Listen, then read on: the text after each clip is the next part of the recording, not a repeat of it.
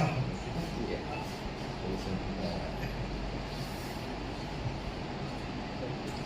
Ya, ya. Ya. Baik, Bapak-bapak, yang saya hormati, Bapak Kaban, Ibu Ona yang juga hadir. Nah, kesempatan ini kami selaku panitia seleksi, kami akan konferensi pers bahwa kami telah bekerja mulai dari bulan Oktober lalu sampai dengan Desember, dan kini tiba saatnya kami sudah menyampaikan itu kepada Bupati mengenai hasil seleksi. Dan setelah menyampaikan itu, kami ingin dengan teman-teman pers untuk kami sampaikan, sehingga ini bagian dalam proses akuntabilitas untuk bernegara dalam sistem demokrasi. Nah, saya sebagai panitia, saya ingin menjelaskan bahwa dalam seleksi ini kita mengikuti dengan ketentuan-ketentuan yang berlaku berdasarkan dengan undang-undang yang dikeluarkan oleh ASN, terutama dalam proses pemilihan kepala daerah, sekretaris daerah.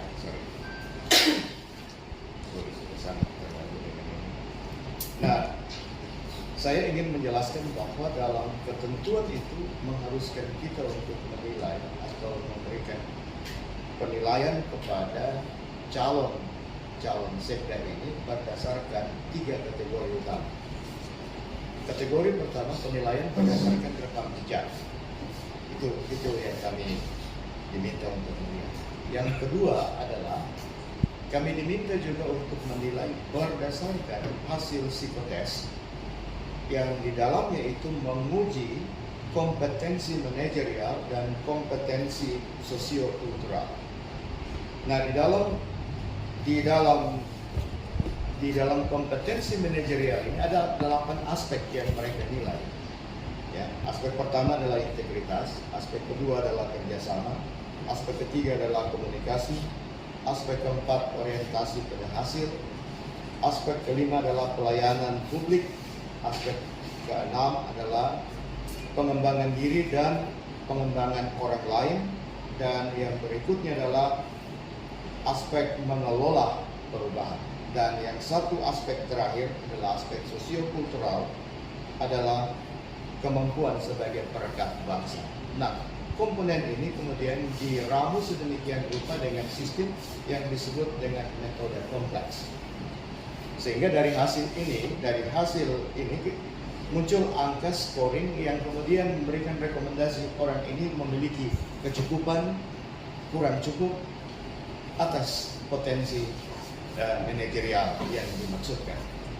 Sedangkan yang terakhir adalah menguji kemampuan, ini uji kognitif, yaitu melalui penguasaan pengetahuan mengenai dengan permasalahan yang ada di dalam daerah ini.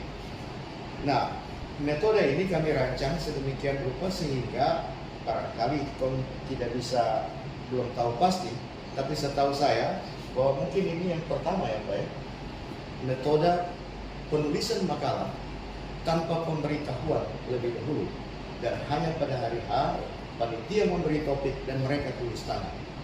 Ini penting karena kami ingin menguji kesiapan pekerjaan seorang sekda ketika berhadapan dengan kasus.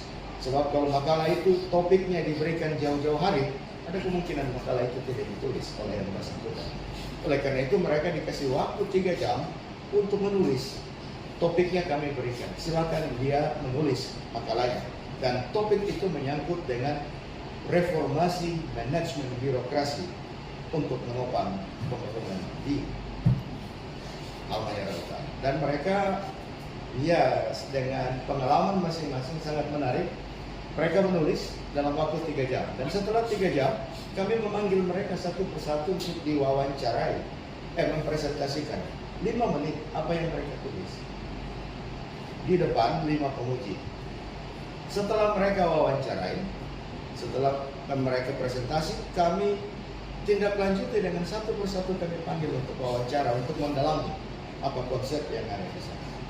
Nah, dari keseluruhan peserta yang diwawancarai satu persatu, dan dari 5 penguji nilai yang mereka kemudian kami rata-ratakan, dapat nilai rata, dan nilai inilah yang kami gabung dengan nilai kompetensi psikotes, nilai kompetensi rekam jejak.